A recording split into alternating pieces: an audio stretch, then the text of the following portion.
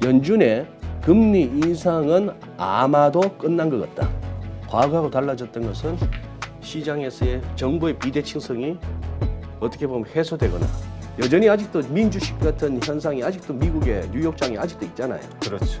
우리도 마찬가지고 확신은 못하는데 바닥을 쳐설 수는 있겠다.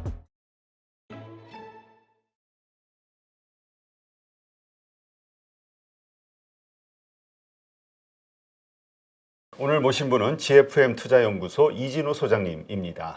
안녕하세요. 네, 안녕하세요 대표님. 네, 또 2주 만에 뵙는데 네, 참 많은 일들이 있네요. 그동안 또. 그죠. 예. 예. 지금 가장 큰 시장의 관심은 파월의 이 비둘기파로 확 변신한 거. 그래서 미국도 그렇고 한국 증시도 아주 그냥 환호를 하고 있는데 이 부분과 관련해서 왜 파월이 저렇게 갑자기 우리 당연히 다들 예상하기에 매파 발언이 나올 걸로 다들 예상했었거든요. 깜짝 놀란 거죠. 왜 대표님도 저기 우리 구독자분들하고 같이 시장 공감한다는 차원에서 실제 또 포지션을 잡으시잖아요. 아, 예. 어떻게 FMC 직전에 비중을 주식 쪽으로 위험자산 쪽으로 비중을 늘리셨어요? 좀 줄이셨어요? 저는 늘렸습니다. 그럼 대박인데. 저 그 전에 다 늘렸습니다. 다들 그 당시에 또 경계감은 컸잖아요. 근데 저는 매파 발언이 나올 거라고는 예상을 했는데 근데 그것으로 인해서 시장이 크게 조정받지는 않을 것 같다는 생각은 했어요. 예. 해도 장중 변동성 정도로 끝나지 않을까? 그렇게 생각을 했습니다. 근데 저렇게 비둘기파 발언 나올 줄은 정말 몰랐어요.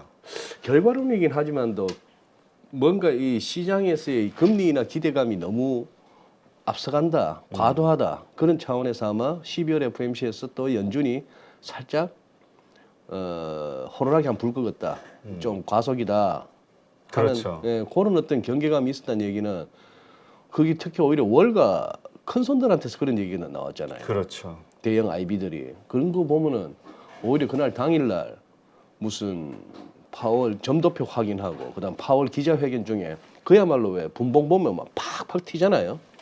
그런 것들이 또 한 번은 쇼스키즈가 있었던 것 같아요. 느낌은. 그러니 그렇게 해서 주식 빠질 거야. 달러 좀 뛸 거야. 금리도 조금 뛸 거야. 위로 갈 거야. 쪽으로 포지션 했던 선수들이 딱 당일날 보니까 이거 완전 아니네. 해서 그냥 그것도 빛의 속도로 기계가 후다닥 정리하면서. 그러게요. 그래서 산타 파월이라고 요새 언론에서 표현하더라고요. 미국 언론에서도. 그건 루돌프가 아니고 거의 로켓 타고 오는 쿠팡 산타. 네. 한번 이거 한번 보시죠. 어떻게 보면 이거 굉장히 역사적인 그게 될 수도 있겠어요. 이번 FMC가. 대표님 첫 번째 슬라이드는 네. 제가 지금 이렇게 한번 해봤습니다. 미국채 10년물 빨간색이고요. 네. 그리고 파란색은 S&P 500입니다. S&P 500인데 네. 예. 방송 사고를 그 핸드폰으로 내시는군요. 예, 죄송합니다. 자, 여기 보시면은 지금 요 선권 부분이 네. 멀리까지는 안 가고 그냥 지난 여름부터 7월부터 각각 FMC였습니다. FMC였는데 7월 FMC에서는 요때까지만 해도 요 구간만 해도 국채 수익률, 국채 금리 오르는 와중에도 시장 좋았잖아요. 그렇죠. 근데 7월 FMC 이후로는 이 금리 뛰는 게 부담스러웠던 거예요. 네. 그랬던 것이고, 요거는 이제 2023년 들어와서 작년에는 딱히 산타랄 건 없었어요. 12월 달에 보세요. S&P 500 12월 달에 이러다가 그냥 1월 들어서 가다가 3월 달에 은행권 위기 한번 나오면서 아차차 했다가 또 이렇게 쭉쭉쭉 왔는데 여기서도 그랬고 이번 10월 달까지의 금리 급등기에도 그랬고 이거 보니까 결론은 주식하면서 쫄 이유가 없네요. 그러게요. 그죠? 밀리는 순간이 어떻게 보니 지나고 보니까 다 매수의 기회였던 것 같아요. 그죠? 네. 그런 생각이 들기도 합니다. 그러면서 요때가 또 이제 11월 FMC도 하나의 그거였죠. 사실 보면은 작년에도 이 무렵 금리 뛰다가 작년에도 10월 말 11월 초 작년 10월 11월은 그때 영국 국채 난리 나고 일본도 엔이 151엔 가고 해서 조금 부담스러워서 연준이 살짝 톤을 낮추면서 또 이렇게 시장 살리고 했던 그런 상황인데, 자, 전체적인 이 흐름은 보시면은, 어쨌거나 왜 자꾸 이런 매체에서 종목 얘기하지 않는 그런 쪽에서는 왜 FMC 그놈의 FMC 타령이 하는데, FMC가 사실상 시장에 큰 동인 모멘텀이죠. 자, 요번 것도 컸죠. 이날 보시면은 국채 수익이 확 떨어지잖아요. 그러게요. 그리고 주식이 들어가도 될까 말까? 여기서 전고점 근방인데 여기서 막히나 어쩌나 하다가 에라이 열어도 된다 이거였죠. 그렇다면은 그동안에 2022년 작년 이후로 2023년까지 와서는 이거는 팬데믹 이후에 제로금리 양적 완화에서 이제 금리 인상 양적 긴축이라고 하는 한번 큰 피벗이었고, 네. 한국마음이 한번 틀었고, 이렇게 오다가 한국마음이 또 한번 틀었네요. 그렇죠. 또 한번 트는데 그 시작점이 될 수도 있는 거 아닙니까? 시작점이 될 수도 있겠고, 무엇보다도 또 한 6주 내지 7주 시간 벌었습니다. 이 구간 사이에서 모르겠습니다. 또 이제 FMC 끝났다고 연준 관계자들이 뭐 또 마이크 앞에 서면은 또 약간 노이즈성 발언을 할 수는 있겠으나, 지금 이 12월 FMC에서 연준이 던졌던 그 메시지를 시장이 그대로 오케이 하면서 받아들인다면은 이 구간에 우리가 제일 생각할 수 있는 거는 많이 내려왔고 많이 올라왔지만 더 못 갈 이유는 없어 보입니다. 그죠? 그렇죠. 그런 상황. 그리고 달러도 한번 보시면 큰 그림입니다. 월간이에요. 2002년 이후에 달러 약세, 그리고 금융위기 때의 달러 강세, 뭐 이렇게 해서 왔다가 우리가 기억에 남을 만한 거는 막 2014년 이후에 또 달러가 한번 세게 오고 했는데, 요때 자, 이 구간을 갖다가 어떻게 봐야 될까요? 2022년 작년부터 해서 달러 강세는 연준이 금리 올린 게 컸다고 볼 수 있고, 그런 상황에서 지금 여기가 요 구간 한번 보시죠. 요 구간 보시면 일단 밑에 저는 이걸 보면은 죄다 이거는 꺾이래요. 추세 하락으로 돌았네. RSI 지금 과매수 해소되고 있으면서 중립이네. 충분히 더 밀려도 되네. 스타캐스틱 꺾였네요. 그런 상황이고, 여기서 지금 환율 자체가 뭐 전환선 기준선 할 것이 월간 다 하회하고 있고, 이래도 더 내려가다 보면 야가 이제 이것까지도 뚫고 오고 뭐 구름대까지도 가고 이 선까지도 가고 뭐 이런 식으로 생각해 볼 수 있는 그런 상황인데, 그 달러 스마일 이론 이제 많이들 아시지 않습니까? 이쪽으로 가든 이쪽으로도 달러 강, 이쪽으로도 달러 강인데, 이쪽은 미국이 아주 좋을 때 US outperform, 미국이 너무 좋을 때도 달러 강, 그다음에 이쪽에 또 달러 강은 미국의 리세션 아니면은 전 세계가 같이 슬로우 다운 할 때, 안 좋을 때, 미국 좋을 때 달러 강, 미국 안 좋을 때 달러 강, 그 외에는 달러 약. 요때가 synchronized global growth라고 해놨습니다. 네. 동시적으로 전 세계가 살짝 이제 성장하는 뭐 그런 시기고, 설명하기 나름인데 약간의 부품한 이제 유동성이 풍부해지는 뭐 그런 식으로 이제 얘기가 되는데, 그동안에는 이쪽이었죠. 미국이 잘났다, 아니면 미국이 금리를 세게 했다 해서 달러 강해서 이제는 그럼 이쪽으로 가야겠네요. 다시 달러 약으로 가야겠네요 하는 상황이고, 이 달러 약이 그러면은 증시를 비롯한 이쪽에는, 그리고 전 세계 교역에도 뭐 좀 긍정적인 영향을 줄 수 있을까 하는 일단은 좋은 생각을 한번 해보게 됩니다. 네. 요거 2주 전에 말씀드렸던, 자, 그러면 물가가 잡혀야 연준이 금리를 내리죠. 그렇죠. 그때 우리 2주 전에 나왔던 게 그거 PC 인플레이션 아닙니까? 그래서 전월비 0.2, 전년비 3.5라고 했습니다. 그리고 그때 우리가 살폈던 게 한번 복귀를 해보시죠. 연준 내 매파 중에 매파인 크리스토프 월러가 이제 금리를 낮출 수도 있겠다, 인플레이션이 잡히면 이런 식으로 가면, 이 얘기했던 거 기억나시죠? 요때부터 벌써 크리스토프 월러 입에서까지도 제 얘기 나왔다. 금리 인상은 끝났다가 이제 사실 이때부터 감 잡았어야 된다 하는 얘기고, 그때 이제 코아도 마찬가지 낮아지고 있다 하는 거 했고, 그러고 나서 말입니다. 네. 그때 방송하고 나서, 녹화하고 나서 12월 1일 날 밤에 파월이 이런 데서 여기 어디야? 뭐 스펠만 대학이라고 애틀란타에 있는 여기서 이런 어떤 대담을 했어요. 대담을 하고 뭐 학생이 질문도 하고 하는 그런 내용인데 여기서도 뭐라 했냐면 금리나 시기 상조를 했습니다. 12월 1일입니다. 그리고 신중하게 조심스럽게 가겠다 했고요. 그러나 이때 시장은 또 요거에 굉장히 주목했습니다. 현행 통화 정책 기조가 이미 제약적 영역 깊은 곳으로 들어와 있다. 이렇게 얘기했고, 그래서 뭐 긴축 정책의 완전한 효과는 아직 다 체감되지 않은 듯하다. 이런 말을 들으면은 아직 금리 인상 안 끝났다는 얘기야 싶기도 한데 시장은 이런 데서 힌트를 다 얻었습니다. 네. 심지어 니키 밀하우스 이렇게 헤드라인을 잡았습니다. 연준의 금리 인상은 아마도 끝난 것 같다. Probably over. 끝난 것 같다. 그럼에도 이 연준 관계자들은 reluctant to say so. 그렇게 말하기를 꺼려 한다. 네. 금리 인상은 끝났는데 그렇게 얘기를 안 하려고 한다. 이렇게 얘기합니다. 그래서 뭐 인플레이션에 대해서 승리를 선언하는 거는 좀 이렇게 시기상조다 했는데 이 기사는 난 이렇게 읽혀요. 에이, 다 아는데 왜 그러세요? 당신들 이제 금리 더 안 올릴 거잖아. 그렇지. 예? 이제 다 뭐 뭔가 노이즈는 있을지라도 세상이 다 아는데 왜 자꾸 말을 그렇게 해? 이걸 갖다 어떻게 보면 티밀하우스는 이렇게까지 표현한 것 같습니다. 살살 12월 1일이었어요. 매인 척 해봤어요. 매인 척 해봤는데 그냥 이때도 시장은 나쁘지 않게 반응했습니다. 먹히지가 않는 거군요. 안 이제. 먹히는 거죠. 그날 기사 보세요. 사실상 비둘기파. 이나 언급 없었지만 그래서 그날도 다우는 뭐 최고가 이런 얘기했고 채권금리 훅 빠졌고 이런 얘기했습니다.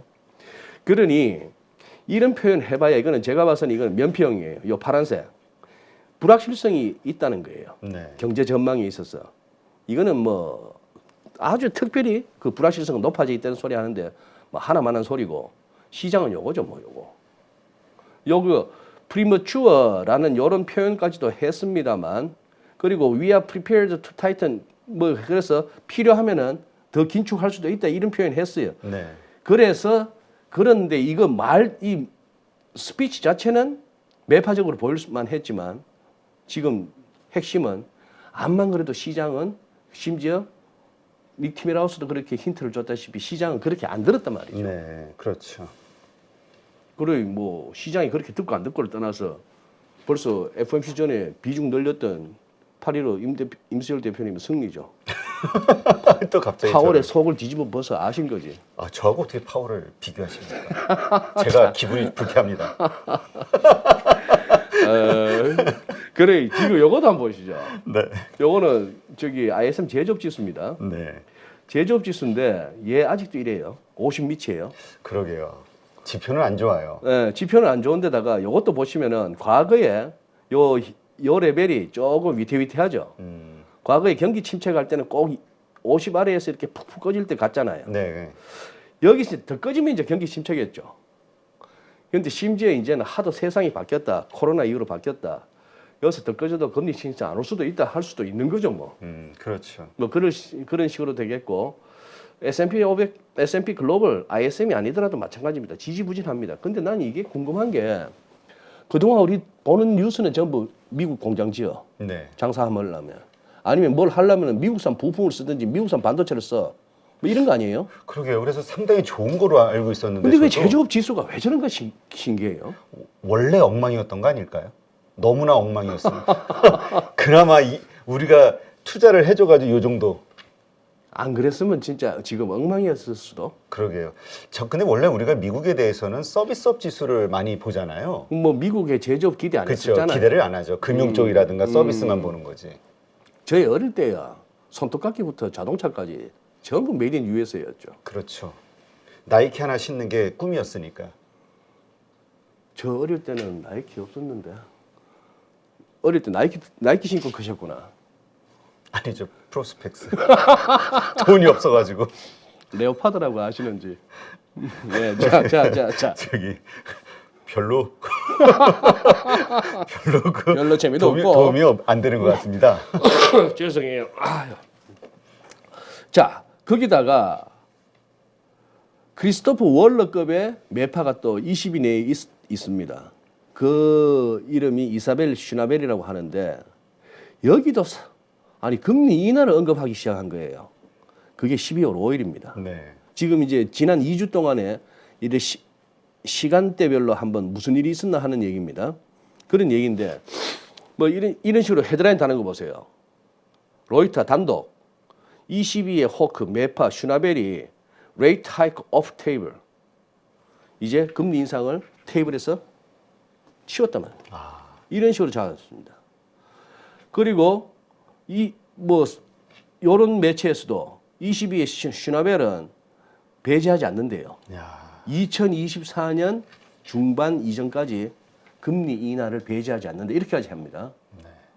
요 말에 시장 딱 꽂히더라고요. 질문이 로이터하고 인터뷰인데 만약에 현 레벨의 이 제한 긴축이 충분하다면은 네. 그게 그러면 당신이 보기에 더 이상의 금리 인상은 필요하지 않다고 봅니까?라고 질문을 했어요. 그랬더니 답이 요거예요. 최근 인플레이션 수치들의 대부분을 보면은 further rate increase, 추가적인 금리 인상은 rather unlikely. 그럴 것 같지 않다. 추가적인 금리 인상은 없을 것 같다. 이 한마디를 딱 하니만 같은 말이라도 저 사람이 하니까 이제 22도 이제 끝이네 그게. 야, 그러니까 진짜 그 시장의 주요한 어떤 그 소위 그 파워, 영향력 있는 사람들의 저 판단 하나에 예. 그러니까 사실 연준 파월이 말이 안 먹히는 것도 시장이 진 거잖아요. 그렇죠. 굴복한 거죠. 그렇죠. 네. 예. 요렇게 이제 살살 무르익었습니다. 지금 요 상황이잖아요. 미국 5.5, 22 4.5인데 이제 누가 이제 지금부터는 이제 배터리 누가 먼저 내리고 누가 얼마나 빨리 내릴까이죠. 아직까지는 지금 애초에 처음 시작은 뭐였습니까? 얼마나 빨리 금리를 올려서 얼마나 신속하게 올려서 how fast. 그래서 얼마나 높게 어느 정도 레벨까지 how high. 간 다음에 how long. 얼마나 그 레벨에서 오래 버틸까 했는데 이 how long도 이제 보니까 다들 분위기가 몇 달 안 남았네 아닙니까? 최근에는 뭐 내년 3월부터 인하 그런 얘기까지도 시장에서 막 프라이싱 됐잖아요. 그렇죠. 그런 상황 하에서 22가 먼저 할까? 연준이 먼저 할까? 뭐 이런 식이 돼버렸습니다. 된다가 요거는 조금 연준하고는 좀 약간 결이 다른 얘기인데 BOJ발 엔화 급등이 있었습니다. 이게 12월 7일 그 무렵에 달러엔 한 147엔 하던 놈이 141엔 갔으니까 네. 달러엔 딜러한테 예를 들어서 147엔이 146엔 1엔 빠지는 거 원빅 빠지면 이거 큰 장이거든요. 그렇죠. 근데 147엔 하던 놈이 141엔대로 6엔이 빠집니다. 이거는 달러엔 롱 들고 있을 놈은 죽는 날이고 달러엔 숏 쳤던 날은 그날 하루로 그냥 뭐 몇 달치 장사 끝나는 거고 그렇죠. 그런 시기였는데 사실 뭐 이거 캡처는 해왔습니다만 예를 들어서 엔화 환율 일본은행의 마이너스 금리 폐지 가능성의 폭락 환율이 폭락했으니까 엔은 가치는 높아진 거죠. 그렇죠. 그런 식인데 공매도 항복 뭐 이런 식으로 달긴 달았습니다만 저 마지막 뒷부분 저런 거는 진짜 저 기사 제목에 저런 거 달면 안 됩니다. 무슨 공매도인지는 모르겠어요. 뭐에 대한 공매도인지 환율에 대한 공매. 아무데나 공매도야. 그러니 그러면 엔화에 대한 공매도였나? 뭐 어쨌거나 뭐 엔화를 어떻게 공매도를 해? 그거는 뭐 공매도가 뭐가 없으니까 그냥 달러에는 뭐 샀다 팔았다 하면 되니까 한데 뭐 어쨌거나 그 표현을 하고 싶었는데 아무데나 그냥 공매도를 쓰고 싶었나 봐요. 요새 유행인가 봐요. 뭐 그런 식으로 됐는데 딴 거 없이 우에다 가서 총재가 의회에 출석해가지고 연말부터 통화정책 운영하시 더 어려워질 것. 앞으로 제대로 소통과 적절한 통화정책 펼칠 수 있겠다. 그리고 무슨 지금 YCC에서 뭐 특별하게 얘기도 안 했는데 이거 갖고 그냥 툭 했습니다. 그날 이만큼 빠졌어요. 달러 환율이 그날 이렇게 빠져버렸습니다. 그날 이렇게 빠졌고 요 날이 FMC예요. 이날 보시면 147.37이 그 장중 고점이었고 저점은 141.61이니까 거의 뭐 6엔 가까이 빠졌어요. 네. 환율이 그냥 한 4% 가까이 빠졌단 말입니다. 고점 대비. 휘청하는 날이죠. 그리고 FMC 때도 결국 달러가 약해졌죠. 그날 뭐 한 2.5엔 빠지고 이런 식입니다. 그리고 일본 국채 10년물도 마찬가지. 지금 보시면 요날 7일이에요. 이날 JGB 수익률이 불쩍 뛰었습니다. 훌쩍 뛰었고 그 다음에 이제 다시 연준 때문에 이렇게 또 내려오고 했는데 지금 여기서는 요거 잠깐 한번 보시죠. 네. 일본 국채 크게 한번 보시죠. 지금 얘가 지금 2006년 이 무렵이 2% 초반입니다. 네. 2% 초반이 지금 얘가 마이너스 갔었거든요. 마이너스 0.3, 0.2 어쩌고 저쩌고 마이너스. 국채 수익률이 마이너스. 그 국채 들고 있으면 이자를 받는 게 아니고 네. 까이는 거예요.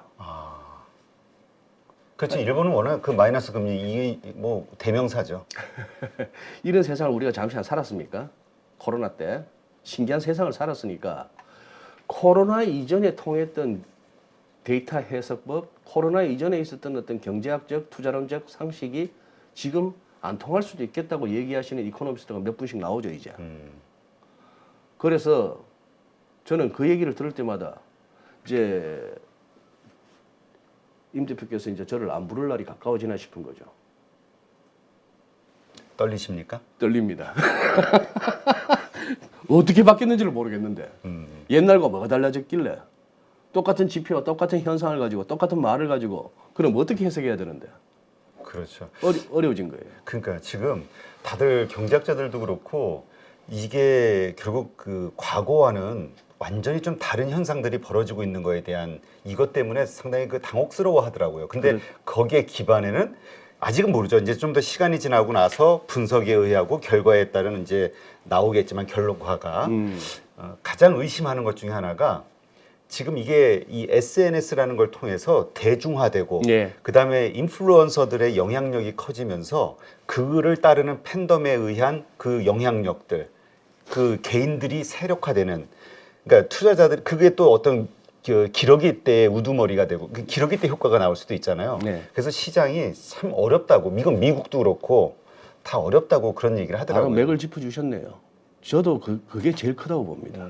과거하고 달라졌던 것은 시장에서의 정보의 비대칭성이 어떻게 보면 해소되거나 아니면 우리가 말하던 정보의 비대칭성이 완전히 아무 쓸모없는 과거에는 소위 말하는 기관, 큰손, 뭐 해치펀드, 구프펀드, 뭐 연기금 이런 쪽이 큰 손이라 했는데 얘들이 당하잖아요. 그렇죠.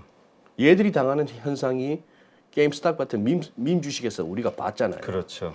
그게 레딧이라는 그 플랫폼에 월스트리트베츠라는 그 방에서 수십만이 모이고 수백만이 전 세계에서 모여가지고 하나의 세력을 형성해 버리니까 그 말도 안 되는 현상이 벌어지잖아요. 그렇죠. 다 원위치하지만 결국은 일시적으로는 어쨌든 그게 지금 이제 전 세계적으로 거기다가 IT 강국인 우리는 더 SNS에서 어떤 뭐 전 세계적으로 가장 활발하다고 할 수 있는 우리 여기에서는 과거와 같은 툴로 과거와 같은 방식으로 해석하고 대응하다가는 잘 안 맞는. 그러니까 막 예전처럼 순환 매장이다 그러면 이게 며칠 가던 것들이 네. 최소한 지금 뭐 하루 반나절 만에 끝나기도 반나절 하고 만에 끝나기도 하고. 샥 몰렸다가 샥 빠지고 예, 이런 것들이 예, 예. 예, 맞아요.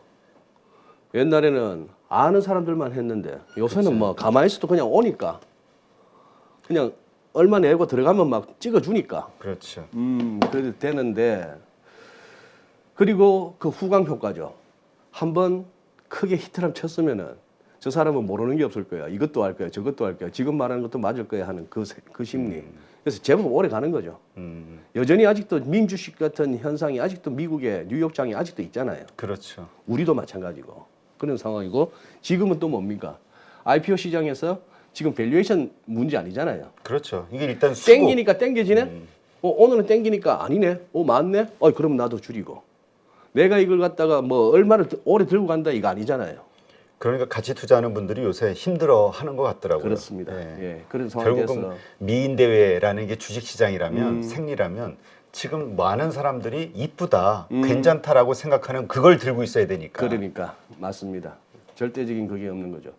그 다음에 이거 이제 문제가 안 되는 거예요. 이것도 이제 문제가 안 되기 시작한 겁니다. 고용지표 좋았잖아요. 네. 일자리 창출 개수나 실업률이 낮아지고 이러면 우리 쫄았어요. 불과 몇 주 전만 해도 그러면 연준이 더 타이트하게 나올 텐데 쫄았는데 안 쫄아요. 시간당 임금도 0.4%예요. 전달 0.2인데 0.4면 이게 곱하기 12 해보세요. 얼추 이게 연간 연율로 5% 가까운 임금이 아직도 이렇게 나오고 이날 이거 고용지표 보고 나서 미국채 10년물 10bp, 2년물 14bp 올랐습니다. 그날 당일날 이렇게 푹푹 치고 올라가고 떨어지기만 하던 유가도 어떻게 2%대 후반으로 팡팡 튀었어요. 그럼에도 불구하고 그날 주식은 왜 됩니까? 안 빠져요. 이때부터 저는 느낌이 이제는 뭐 백약이 하방을 갖다 노리는 사람들에게는 뭘 갖다 줘도 안 되는 거예요. 그렇죠. 그가 이제 항복이 일어나는 거죠. 그게 이제 소위 쇼커버링. 쇼커버링. 밀릴 만한 재료와 밀릴 만한 어떤 유력 인사들의 발언이 나왔는데도 안 밀려. 그러면 그걸 준비해서 거기에 대비해서 나왔던 선수들은 뭐 딴 거 있습니까? 그렇죠. 여기는 네가 옳았다 내가 옳았다가 안 통하거든요. 누가 그렇죠. 옳고 누가 맞고가 없는 거예요. 어느 쪽이 더 힘이 세냐의 문제 아닙니까? 그러니까 지난번 여러 번 말씀하셨지만 미국 증시도 불과 그러니까 저 황소와 곰 세력이 팽팽하게 대결을 하고 있는데 대결하고 있었는데 한쪽이 항복 선언을 하게 되면 그때는 이제 막 쇼커버링 나오는 거죠. 예. 그런데 보니 경험적으로 그래도 황소 쪽으로 붙어 있으면은 그렇죠. 몇 번 터져도 길게 봤을 때는 버티면 되니까. 버티면 되니까. 그런데 이 곰들은 손맛은 있는데 한 번 왔을 때 짜릿함은 있는데 그리고 제법 큰 수익을 내는데 그거 한 번 먹고는 여러 번 토해내는 것 같아요. 그러니까 했다가 어쨌든 반등하니까 네. 바닥 다지고. 그런 상황. 그래서 인버스는 그러니까 인버스라든가 이런 것들은 공매도라든가 이런 것들은 정말 짧게 쳐야 된다고. 예, 그런 것 같아요. 그리고 이런 거 보세요. 은근히 월가에서 이 콜라노비치 같은 친구, JP 모간의 그 전략가 아닙니까? 뭐 제이미 다이먼 전부 이런 식이에요. 인플레 둔화하면 시장 오히려 패닉할 수도 있다 이런 소리 하고 있습니다. 이 친구. 뭐 그리고 인플레 금리 다시 상승할 수 있다. 6% 7% 금리 대비하라 그랬던 사람 아닙니까? 그렇죠. 내년에 시장이 불리시하게 강세장이 간다 하더라도 현금 대비 추가 기대 수익은 5%라면은 장 빠지면은 현금 들고 있는 것보다 마이너스 20% 언더퍼폼 할 거다. 뭐 이딴 소리 하고 있습니다. 그냥 무슨 근거? 그냥 그런 거예요. 저 뭔 근거가 있습니까? 몇 년 후에 얼마 간다가 뭔 근거가 있어요. 그냥 지르는 거지. 그렇죠. 얘도 그냥 지르는 거예요. 그리고 자, 우리도 보세요. 우리 국내에서도 매파 발언 나올 듯 하면서 살살 조심하는 게 있었습니다. 그렇죠. 이 조심하는 쪽이 있었으니 조심할 만한 선수들이 반길 만한 무슨 그게 나왔는데도 안 되는 거죠. 이 인플레이션도 여기까지 왔는데 CPI, PPI 할 것 없이 전부 이렇게 돼버렸습니다. 인플레이션 걱정 그만해도 돼. 근데 문제는 요거 이제 다시 튀느냐 마느냐인데 네. 그건 아직 모르는 거 아니에요? 그렇죠.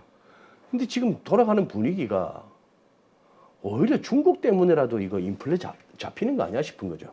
그러니까 이 중국의 디플레이션 상황이 좀 심각한 것 같아요.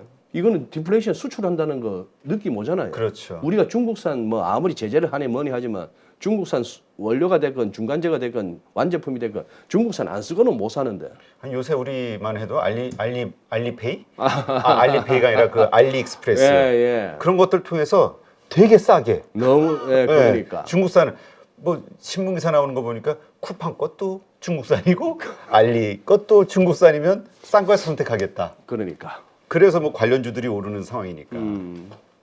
그래. 여기서는 이 슬라이드에서 제목이 이렇게 달았습니다. 디플레이션이 온다는 중국은 이미 디플레이션 걱정을 하는데 이게 지금 반길 일입니까? 걱정할 일입니까? 이 디플레이션은. 이 양면성이 있어가지고요. 그죠. 디플레이션이라는 게. 그렇죠. 우리가 또 관련된 산업, 우리의 경제의 가장 큰 파트너이기 때문에 수출 대상국이기 때문에 좀 우리도 타격을 입을 거라는 걱정. 거기다가 요거도 있었죠. 제니 옐런 장관의 압박이 상당했습니다. 뭐 이렇게 잘 인플레이션은 지금 잘 잡히고 있고 그런 얘기하고 있고요. 그리고 결국은 연준의 목표치 2%까지 갈 것 같다 이런 얘기하고요. 자, 근데 왜 그럴까? 저는 생각해 보니까 결국은 이 미국의 재정 적자 앞으로 계속 재무부 장관 옐런 입장에서 계속 찍어내야 되잖아요. 그렇죠. 근데 더군다나 대선 때문에. 지금 이 금리 갖고는 안 되는 거예요. 그죠? 이제는. 그리고 뼛속까지 민주당 인사 맞아요. 오늘 나온 뉴스입니다. 이 기사 보세요. 트럼프 정부의 대중 정책이 말이죠. 미국을 갖다가 더 벌러러블 취약하게 만들었다. 뭐 이런 식으로 얘기해서. 그래 어지간하면 연임하는데 트럼프 되자마자 옐렌 보냈죠. 그러고 그렇죠. 파월 선택하고 그런 식이고 또 지금 뭐 기후와 관련해서 또 금융시장의 어떤 협조와 관련해서 중국하고 협조하기 위해서 또 해바뀌자마자 또 중국 방문할 모양이에요. 네. 이런 식이었죠. 그리고 이 부분도 조금 이제 양면성을 갖고 있습니다. 컨퍼런스 보드의 경기 선행 지수인데 이건 미국 건가요? 미국 거. 예. 이게 지금 경기 선행 지수가 이런 식으로 오면은 경기 침체인데 그러니 더 내려가면 안 되겠죠. 그렇죠. 더 내려가면 안 되니까 한번 금리를 갖다가 조금 그 생각도 할 수도 있는 거고 아니면은 보기 나름입니다. 이게 얼추 이제 바닥치고 미국 경기가 좋아질 수도 있나? 컨퍼런스 보드도 이렇게 얘기했어요. May have reached the bottom. 확신은 못 하는데 바닥을 쳐설 수는 있겠다. 뭐 이런 정도를 얘기합니다. 이런 것들이 복합적으로 해서 이번에 연준에 정말 아주 직설적인 우리 이제 금리는 올리는 건 끝났다. 여기까지 온 것 같습니다. 알겠습니다. 하여튼 이러한 것들 때문에 이제는 이제 방향은 굳어진 것 같고요. 네. 결정이 된 것 같고 이후에 이제 벌어지는 현상들이 어떻게 될 것이냐. 금리 인하를 막상 할 때의 그 경제 상황 네. 이런 것들에 대해서는 그러니까 지금은 어떻게 보면은 조금 그 투자를 망설일 만한 요소들은 지금 사라져 있는 그런 상황이지 않나 이런 생각도 들긴 합니다. 예. 일단 뭔가 마음에서 어느 게 걸리는 게 있으신 것 같습니다. 오늘 금요일 밤에 별일만 없으면 그나저나 우리 그 이진우 소장님의 그 매력이 저 영어 원문을 쫙 해석하시면서 하실 때 뭔가 있어 보이셨는데 예. 내년도에 이제 우리 저 삼성전자 가우스 뭐 이런저런 그 동시 통역 뭐 번역 이런 것들이 나오게 되면 이제 이진우 소장님의 시대도 저무는 건가 이건 걱정이 좀 됩니다. 이미 저물었어요. 이미 저물었는데 그래도 임 대표님께서 이렇게 불러주시니 감사하면서 오죠. 네. 오늘도 이렇게 놀리시니까 재밌습니까? 네. 아니 이걸 또 좋아하시는 분들이 많이 계시더라고요. 네, 알겠습니다. 잘 참고하시기 바랍니다.